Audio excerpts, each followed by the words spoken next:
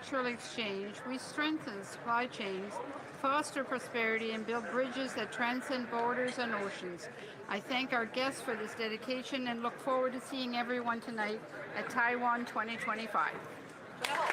The honourable member for Kildonan St. Paul. The Prime Minister positioned himself as the so-called man with a plan to save Canada from Mr. Trump. He promised he would deliver a trade deal by July 21st, but he failed to deliver on that promise. And now, as a result, Canada is losing thousands of manufacturing jobs. Breaking his promise has real consequences. Businesses are packing up and leaving Canada for greener pastures in the U.S., where there's tariff relief, lower taxes, and less regulation. And now the Prime Minister is treating this issue as it's irrelevant. Who cares, he said, about the negotiations breaking down? And then he doesn't, quote, have a burning issue to speak with the President about right now, end quote. It is outrageous, Mr. Speaker, that the Prime Minister of this country would even say that thousands of jobs in steel, autos, forestry, and countless other industries are bleeding, and Canada is on the precipice of losing tens of thousands of good-paying Canadian jobs. So who cares, Mr. Speaker? Well, Conservatives care. And we are the only ones that will deliver a Canada to make it the best place to build, to hire Canadian workers. Only Conservatives will deliver on that promise.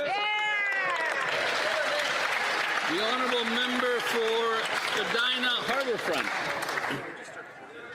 Mr. Speaker, last month, the Canadian Chamber of Commerce's Business Data Lab, commissioned by Business Arts in partnership with the Canada Council for the Arts, released a report confirming that the arts are far more than cultural expression. They're a key economic driver.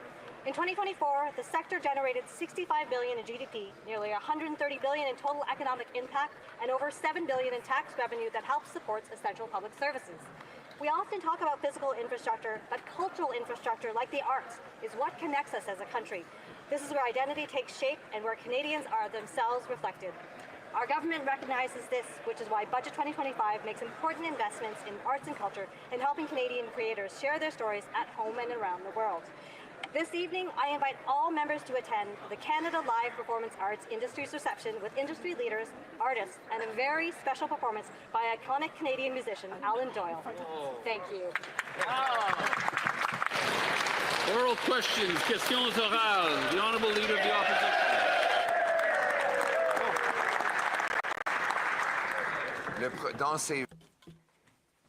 Mr. Speaker, in his 28 trips, this Prime Minister hasn't been able to reduce a single foreign tariff on Canada. But he has managed to find gains for Brookfield. A few days after he met with President Trump, the President signed an agreement to buy $80 billion worth of nuclear products from Brookfield. Meanwhile, the Prime Minister is spending millions of dollars for a special project in Europe on the Brookfield campus. Why is it that every time the Prime Minister goes abroad, Canadians get poorer, but Brookfield, his business, gets richer? The Right Honourable Prime Minister.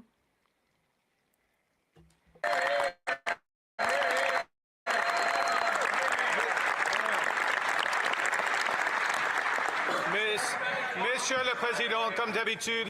Mr. Speaker, as usual, the leader of the opposition should check his numbers.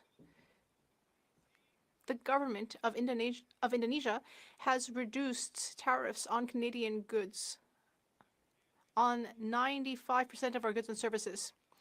Meanwhile, the government of the UAE will invest $70 billion in our economy.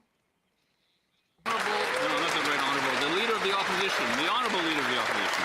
Since the Prime Minister was elected, promising, quote, to negotiate a win with the U.S., American tariffs on autos, aluminum, and steel have doubled, and on Canadian lumber, they've tripled. Not a single American tariff has been reduced since he promised he would reduce them. And now he says, who cares? Yeah. Mr. Speaker, I care about the 3,000 auto workers that I met on the picket line in Brampton who are out of a job. I care about the 8 mills that have closed because the Prime Minister failed to deliver a deal. The workers on those lines, they care. Canadians care. Why doesn't the Prime Minister care? The Right Honourable Prime Minister. Mr. Speaker, since I became Prime Minister, Canada has secured the lowest tariffs of any country in the world. On 85% of our goods, the tariffs are zero. Yes, Mr. Speaker. There are sectors, the auto sector, the steel sector, the lumber sector, the aluminum sector, that are under pressure. We care. We're acting in those sectors. There will be announcements this week to further support. The Honourable Leader of the Opposition. Before the election, he promised elbows up. After, it was who cares? Before the election, he said the tariffs were an existential crisis. Now he says they're not a burning issue. Before the election, he promised to negotiate a win. After, he backed down to American tariffs, and those tariffs have now doubled on Canadian aluminum, autos, and steel, and tripled on Canadian lumber. Before the election, he promised the fastest growing economy in the G7. After, he delivered the fastest shrinking economy. Why is the Prime Minister before the election so much different than the one after? The Right Honourable Prime Minister. Mr. Speaker, on the night of the election, when I had the great honor from my constituents of being elected as a deputy of this House, unlike some others in the chamber today, I made a promise to Canadians. When I make a mistake, I'll admit it. That was a poor choice of words about a serious issue. And the serious issue is what progress are we making structurally? Best deal in the world, strongest budget in the world, and the most new trade deals. The Honourable Leader of the Opposition. Mr. Speaker, the Prime Minister did make a mistake. He's made many mistakes. In fact, it's been nothing but mistakes when it's come to trade. Look at it. This Prime Minister promised that he would negotiate a win on softwood lumber. Now he says, who cares? Well, Conservatives care. Within 80 days of the Prime Minister, Stephen Harper, taking office, he managed to eliminate American tariffs on softwood lumber and get refunds of them. This Prime Minister has now had 8 months, and those tariffs have now more than tripled. Prime Minister asks, who cares? I can tell you, on behalf of all the MPs on this side, we care about the jobs that are being lost in Lumbertown. Why doesn't he? The Right Honourable Prime Minister. Mr. Speaker, this government cares about creating jobs in this country. That's why we proposed a budget before this House that catalyzes $1 trillion of investment over 5 years. The member opposite and his colleagues, those who could make it into the room, voted against that budget, voted against Canadian workers, voted against Canada's future. We believe in this country, Mr. Speaker, and we are building it. The Honourable Leader of the Opposition. Well, Chinese, American, Indian, and other tariffs have only gone up since the Prime Minister began his 28-trip journey around the world. He hasn't had a single solitary win. In fact, the only wins he's had are for Brookfield. Just days after he met with the President, Trump signed on to $80 billion of nuclear purchases from Brookfield. And then he gave $500 million of our tax money to the European Space Agency located on Brookfield's campus. Why is it that whenever he spends his time and our money, Canadians end up poor and he and Brookfield end up richer?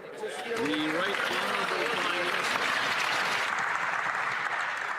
Minister. Mr. Speaker, not for the first time, the Leader of the Opposition needs to check his numbers. The government of Indonesia is reducing tariffs on 95% of Canadian goods. Canada has the best deal with the United States. 85% of our goods are tariff-free. The United Arab Emirates is just confirmed that they want to invest $70 billion in this country. They believe in Canada's future. Why don't the members up? The Honourable Leader of the Opposition. Right, and he arrived just a few days after Brookfield's CEO, lining up with the same interests that are not Canadian interests, Mr. Speaker. Speaking of Canadian interests, this Prime Minister opposed the pipeline from Alberta to the Pacific, just like his Liberal predecessor blocked that same pipeline. On Thursday, he'll make one of his grand announcements, waving around a meaningless so-called Memorandum of Understanding. If it's anything other than a public relations ploy, why won't he say on what date will construction begin on a pipeline from Alberta to the Pacific? Hear, hear. The Right Honourable Prime Minister. Mr. Speaker, sometimes the question reveals everything. The memorandum of understanding that we're negotiating with Alberta creates necessary conditions, but not sufficient conditions, because we believe in cooperative federalism.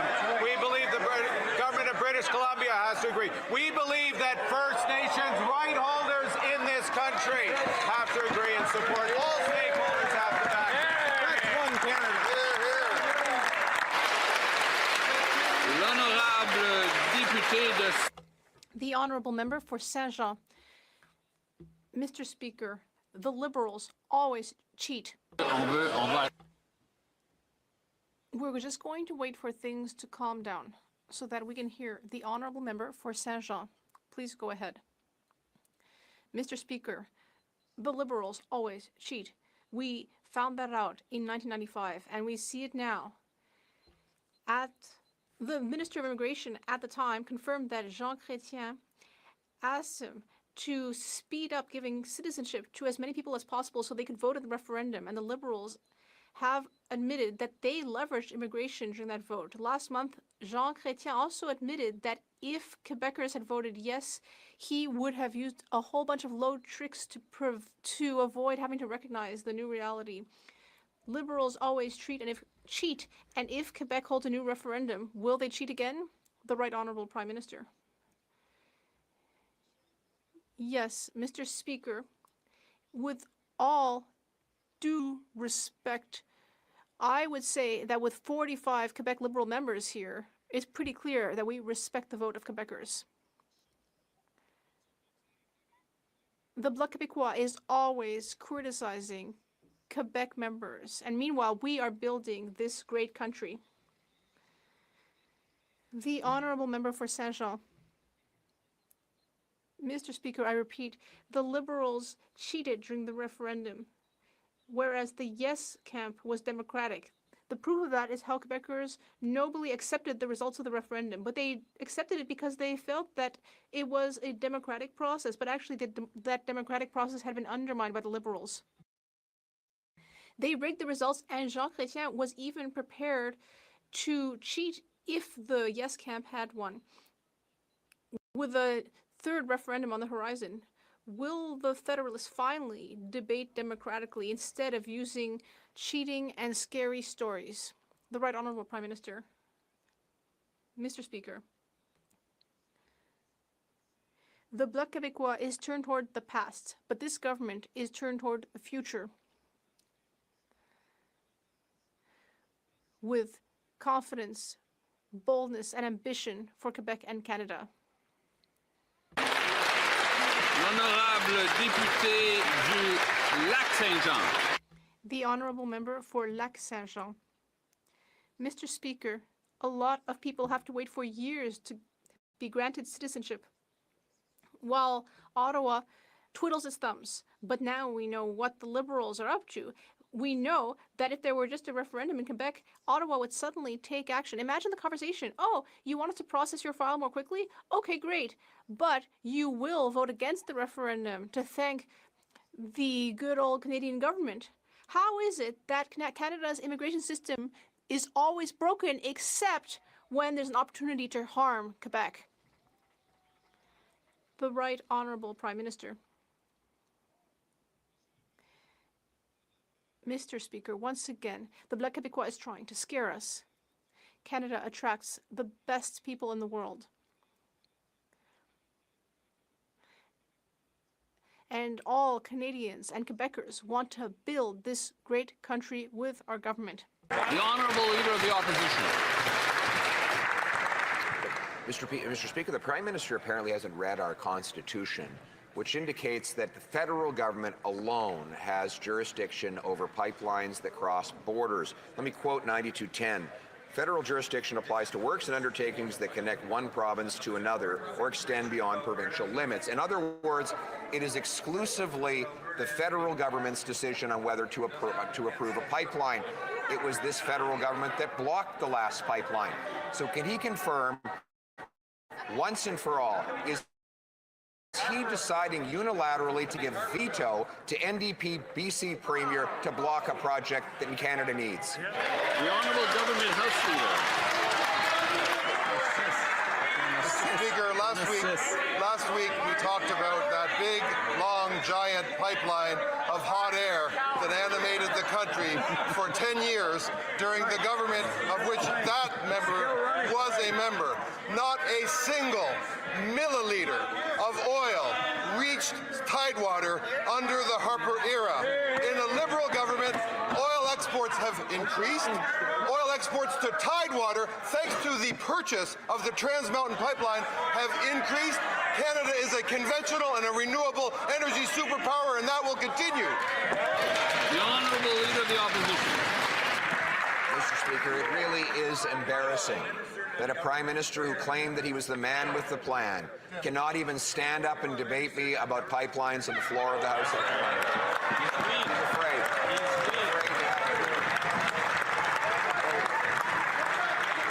The previous Conservative government approved a pipeline to Tidewaters, the Northern Gateway Pipeline, which the Liberals then defeated and destroyed, giving massive power to the Americans to monopolize our oil. Will the Prime Minister, who promised to act with unimaginable speed 8 months ago, finally stand up for Canadian workers and confirm that he will approve a pipe to the top? The Honourable Minister of Natural Resources.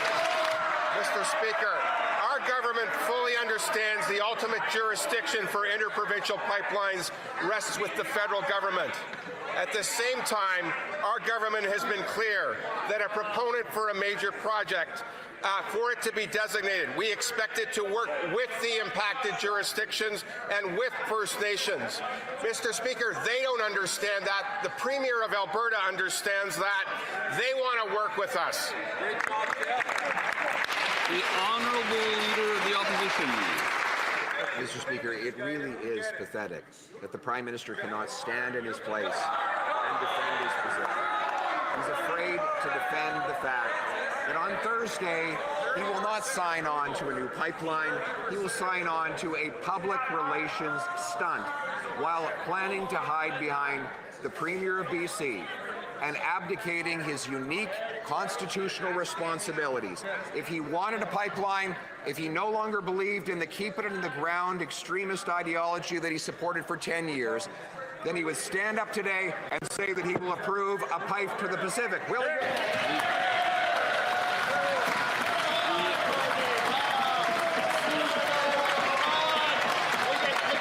The Honourable Minister of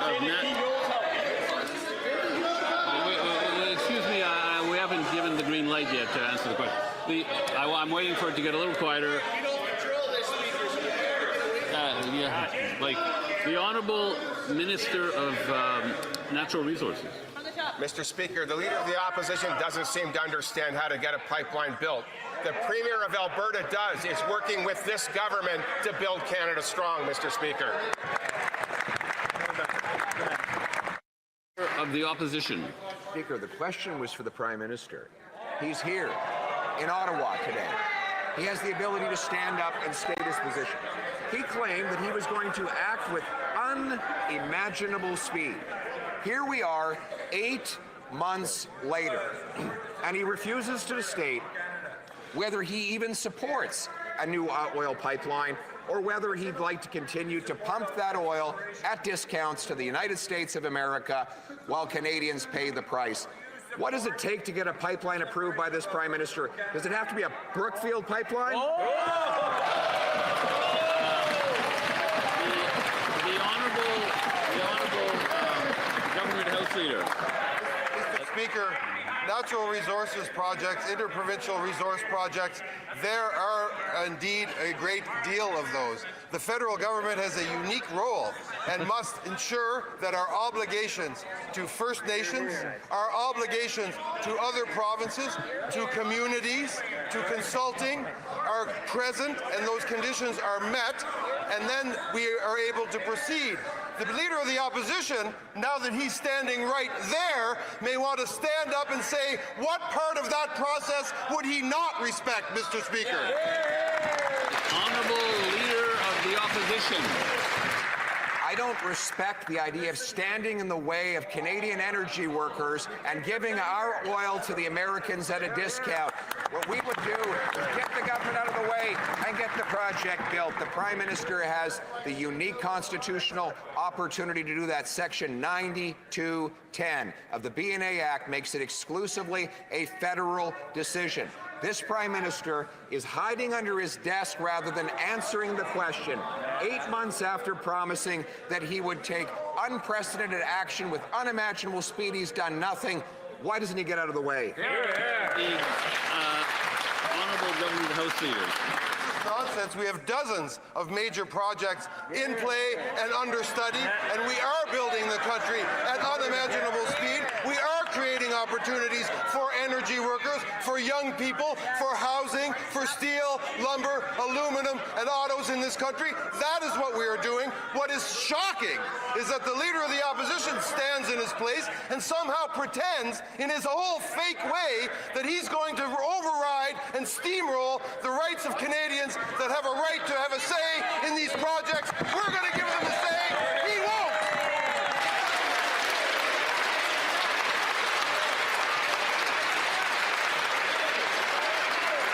The Honourable Leader of the Opposition. While the Prime Minister hides under his desk, he puts up his House Leader to rant and rave and pump his fists in the air. This Prime Minister said that we faced an existential crisis requiring that we act with unimaginable speed. And here we are, 8 months later, and he doesn't even have the courage to tell Canadians whether he supports a pipeline that would allow us to go around the American monopoly of our energy and get our product to the world. So will he finally stand up for workers, stand up in this House, and answer the question, a pipeline or a pipe dream?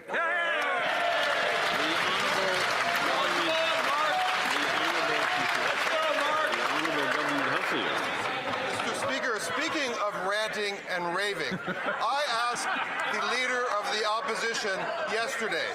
Two significant things were said by members of his caucus last week. Number one, the member for Calgary-Midnapore suggested the Prime Minister was disloyal to Canada.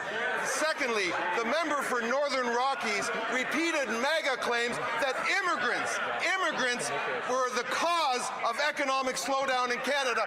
He should stand in his place right now and apologize for those comments. Take those members to task and do something for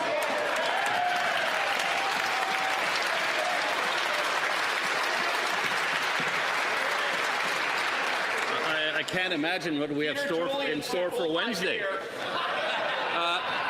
The Honourable Leader of the Opposition. Mr. Speaker, it's not us that question the loyalty of the Prime Minister. He's the one that is blocking a pipeline that would allow Canada to become energy independent, to reach markets outside of Canada, while he and his company invest in pipelines in the Middle East and in Latin America. He's the one that forces Canadians to spend more on taxes than on food, clothing, and shelter combined, while he stashes his cash in a Bermuda tax haven above a bicycle shop. So if he wants to say that he's Canada first, why doesn't he stand up in this House and start acting like it?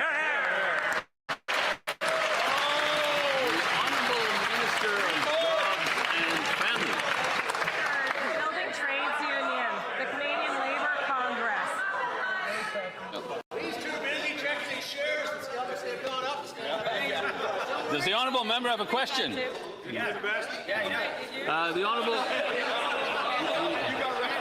Honourable Minister of Jobs and Families. Mr. Speaker, the Building Trades Union, the Canadian Labour Congress, the Leona Union, Mr. Speaker. These are all unions that have praised Budget 2025. And you know why, Mr. Speaker? Because they make historic investments in the major infrastructure projects that are going to create great jobs all across this country. Whether it's supporting Canadians through things like the Canada Child Benefit, indexing it to inflation, whether it's creating jobs and helping people get the skills to take them. Mr. Speaker, these Conservatives vote against Canadians every single time. Canadians know better. L'honorable député de... The honourable member for Repentigny. Mr. Speaker, it's official. Canada is giving up on fighting climate change. The Prime Minister will announce it Thursday with a whole new dirty pipeline to the West Coast. Another one after Trans Mountain, which cost people $34 billion. And that's not even counting climate adaptation costs. A new pipeline, which thanks to C5 and C15, I will have to interrupt the member.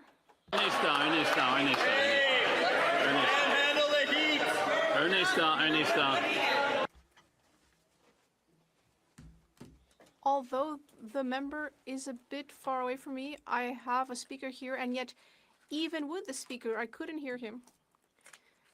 I would like to ask the member for Repentigny to start over from the beginning. Mr. Speaker, I think the Prime Minister doesn't want to hear this question, but it's official.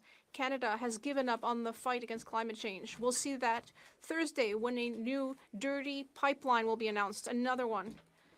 We already have Trans Mountain, which costs Canadian citizens $34 billion, and that's not counting climate adaptation costs. This is a dark day, dark, just like the dirty oil that the Liberals are wallowing in.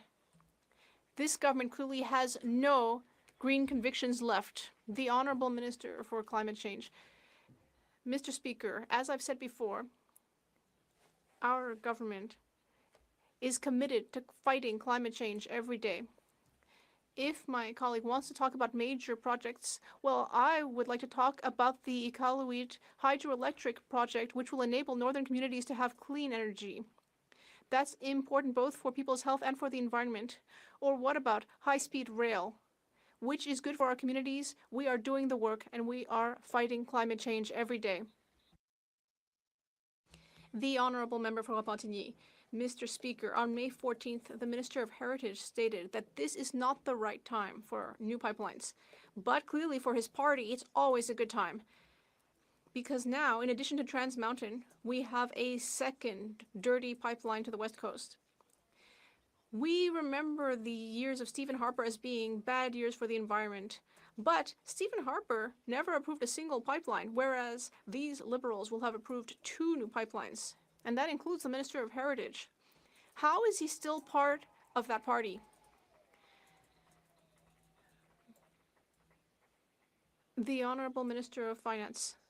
Mr. Speaker, it is quite remarkable to hear members of the Bloc Québécois today when we have created a generational budget which invests in infrastructure, in national corridors, which will enable us to create clean energy projects throughout the country, Mr. Speaker. If I were in the Bloc Québécois, I would be standing up to applaud Budget 2025. But instead, they hid away on the day of the budget. They will have to explain to Quebecers why they are voting against green projects throughout the country. On this side of the House, we will always be there to build Canada strong. The Honourable Member for Charlesbourg-Saint-Charles. Mr. Speaker, just like 30 years ago, the Liberals want to hand out citizenship to just about anyone. In Bill C-12, the Liberals are giving themselves the authority to change temporary resident visa to create permanent visas. They've stated that they could cancel or vary permanent or temporary resident visas, work and study permits, electronic travel authorizations, and other documents. Liberals want to speed up the process to access citizenship. Are they doing that in the interest of Canada or of the Liberal Party? The Honourable Minister of Citizenship, Refugees and Immigration. Thank you very much, Mr. Speaker. This government is focusing on the future. We will reduce temporary residences. We will prioritize economic immigration, and we will also grow Francophone communities. I hope that the Bloc Québécois and the Conservatives will support us in that. The Honourable Member. Mr. Speaker, I hope that the Minister will read her own bill so that she understands what she's doing. Mr. Speaker, at the G20 summit recently, when this Prime Minister was asked whether he would be speaking to the American President, he said, "Who cares?" which in French is, "Who cares?" And now we understand that that's because, well, this morning, Brookfield's chief operating officer stated at a committee that 95% of Brookfield's business, the big businesses that Brookfield holds, are not going to be under the ethics review, which means that the Prime Minister will personally benefit from at least 1,900 businesses. And now we know why he doesn't care about these 3,800 employees in the aluminum sector. The Honourable Government House Leader.